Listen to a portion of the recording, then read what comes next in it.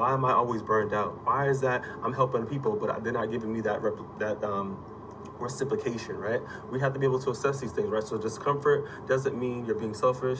It means I'm learning and I'm showing up differently, right? Like you're showing up for yourself, right? Things have to change, right? So when it comes to micro action, when you know better, you tend to do better, right? So identify one situation where you usually put yourself last, right? What's going on right now? Why is that? And like I said, for people out here that people pleasing, they always put up people first. I'll tie into it myself too. When it comes to my family, I do anything for my family, right? When it comes to getting that grass done, when it comes to taking in the house responsibilities too, don't get it twisted, fellas, right? I'm in a tub too. We clean the tub, man. I mean, we clean the bathroom, right? We out here clean the kitchen, right? It's good to have these skills, right? But it's just, you need to know your limitations, because when you're doing certain things, you're doing things for people, right? You burned out, but when you need something from somebody, what's going on, right?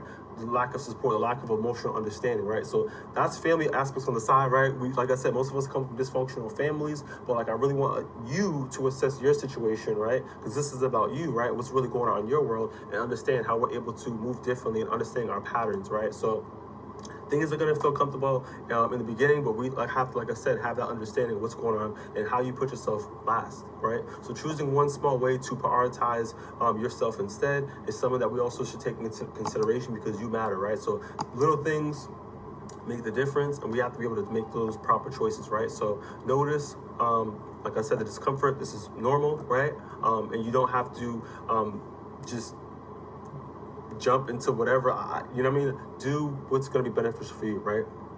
What makes sense to you, right? So I really want us to take that in consideration, right? So like I said, thinking about this, processing it, right? But we have to also take consideration that choosing yourself is very important, and it's uncomfortable off rip. But once you get the rhythm, once you get that self-care, once you start to figure out things that are beneficial for you, things will come more easy and be more manageable for you, right? Like I said, when it feels uncomfortable now, in regards to being the present, in regards to you just trying to get yourself started in regards to your journey. As you have that repetition, as you have that consistency, as you have this discipline for yourself, things will become more easier, right? So you're allowed to choose yourself, even if it doesn't feel familiar in the beginning.